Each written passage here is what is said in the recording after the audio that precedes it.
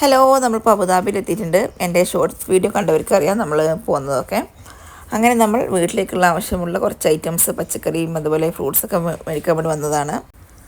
ഒരുപാട് ഐറ്റംസ് ഒന്നും മേടിച്ചില്ല, കുറച്ചൊക്കെ ഐറ്റംസേ മേടിച്ചിട്ടുള്ളൂ. എങ്കിലും നമുക്ക് വേണ്ട ആവശ്യമുള്ള ഓയിൽ, നമ്മുടെ റൈസ്, അതുപോലെ വെജിറ്റബിൾസ്, ഫ്രൂട്ട്സൊക്കെ മേടിച്ചിട്ടുണ്ട്.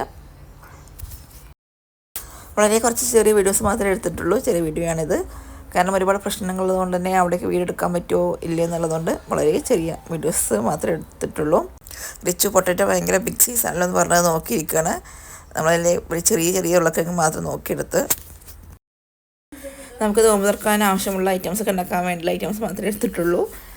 പിന്നെ എൻ്റെ വീഡിയോ കാണുന്നവർക്കൊന്ന് സബ്സ്ക്രൈബ് ചെയ്യാനായിട്ട് ചാനൽ, അതുപോലെ ലൈക്ക് ചെയ്യാനും ഹൈപ്പ് ചെയ്യാനും മറക്കരുത്.